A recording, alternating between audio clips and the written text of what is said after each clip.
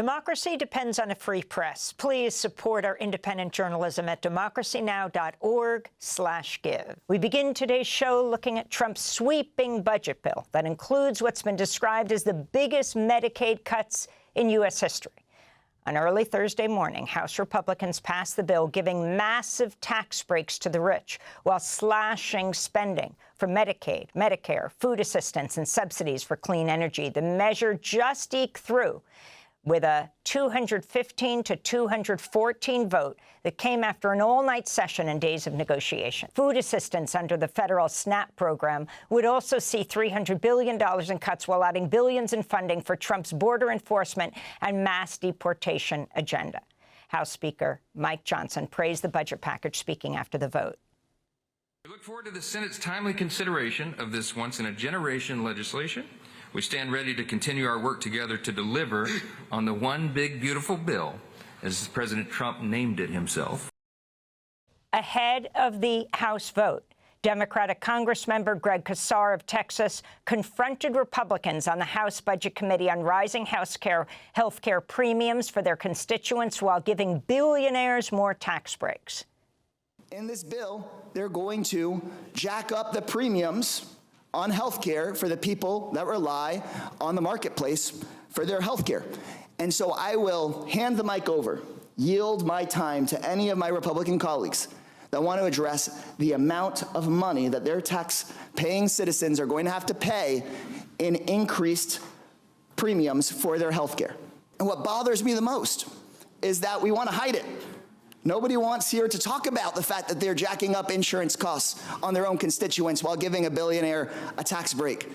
Nobody on the Republican side pushing this bill wants to have an in-person town hall and look their constituents in the face and explain to them why they want to hand Elon Musk another $25 billion contract while jacking up your health insurance costs, not just by hundreds, but by thousands of dollars. Again, they're the largest Medicaid cuts in U.S. history. The legislation would trigger $625 billion in Medicare cuts over the next 10 years. Some Senate Republicans have voiced some concerns over the measure and will now have to pass their own version of the budget. With all Democratic senators opposed to the package, Republicans could resort to using the reconciliation process to avoid a filibuster. For more, we go to Washington, D.C. We're joined by Chris Lehman, D.C. bureau chief of The Nation. His latest piece is headlined, "Trump and Johnson's Big Ugly Lie." Chris Lehman, welcome back to Democracy Now! Lay out what's in the legislation. Thanks, Amy. Always a pleasure. Yeah, I would say the legislation is basically a mugging conducted by the 1% against the rest of us. It represents the single largest upward redistribution of wealth effectuated by any piece of legislation in our history. The tax cuts work out to about $4 trillion, and the chief beneficiaries are at the upper end of the income spectrum.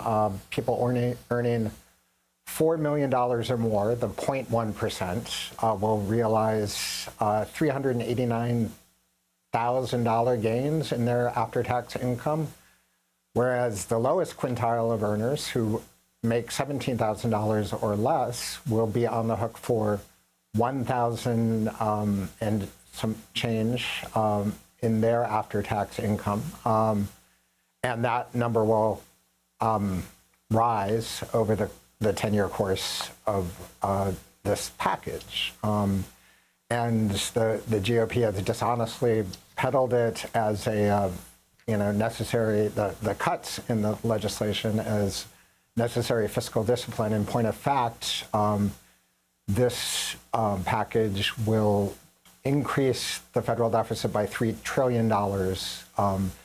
And you saw instantly the bond markets swooned on the news that this legislation has passed. The futures markets today are sort of in free fall. So it is just an outlandish piece of legislation, based on basic economic principles, and it is a massive giveaway to the wealthy. You mentioned, the historic cuts to Medicaid, to SNAP, to food assistance. There's also just, crass and corrupt lobbying giveaways. There's a provision in it that prohibits all states from regulating artificial intelligence. It's a staggering work of theft from on high.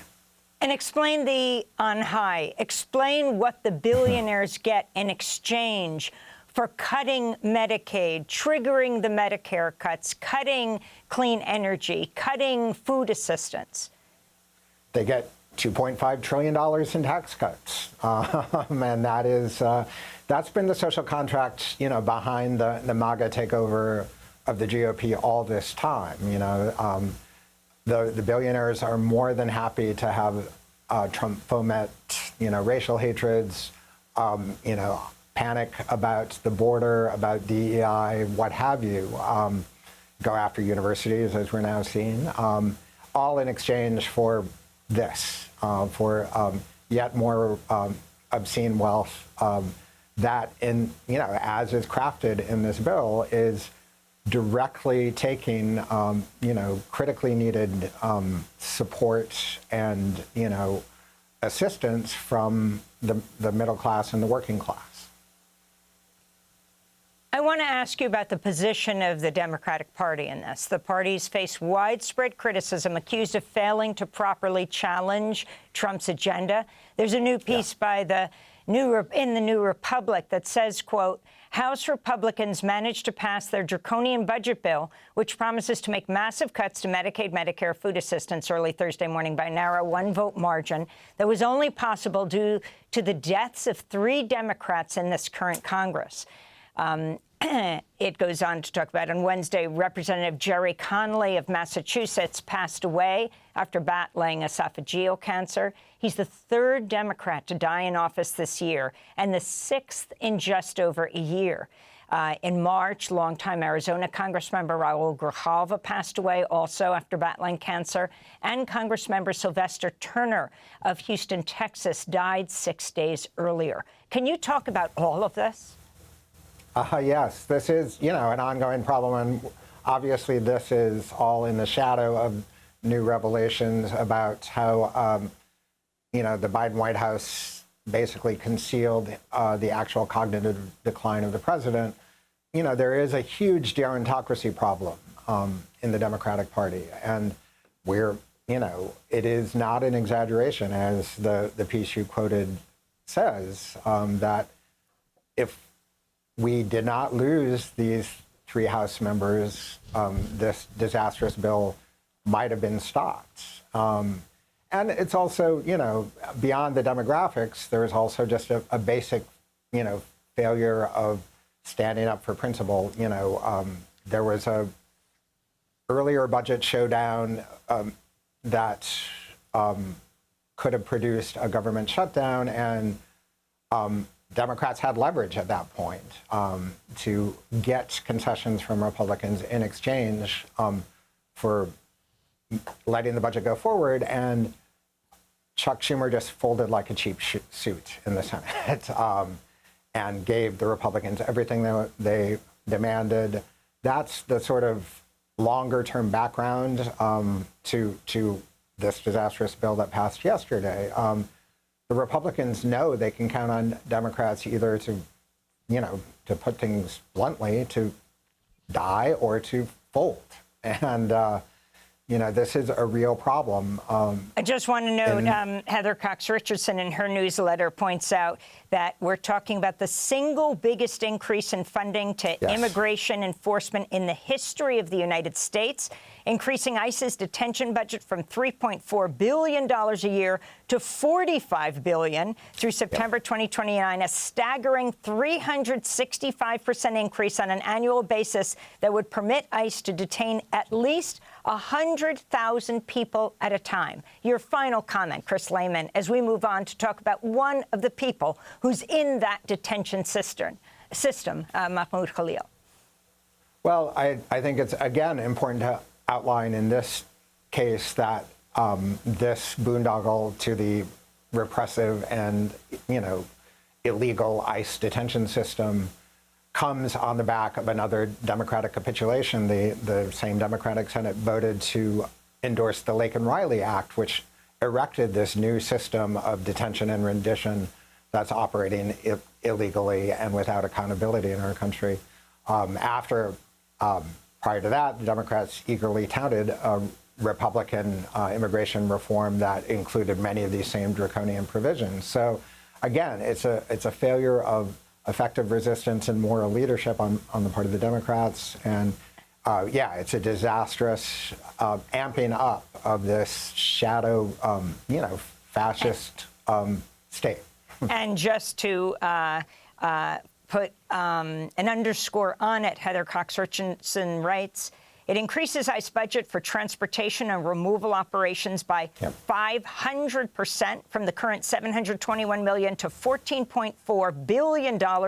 Also calls for more than $46 billion for construction barriers at the border, including completing 701 miles of wall, 900 miles of river barriers, 629 miles of secondary barriers, replacement of 141 miles of vehicle and pedestrian barriers. It calls for $45 billion for adult and family detention, enough to detain at least 100,000 people at a time. Chris Lehman, I want to thank you for being with us, D.C. Bureau Chief for The Nation. We'll link to your piece, Trump and Johnson's Big Ugly Lie. Democracy Now! Is funded by viewers like you. Please give today at democracynow.org/give.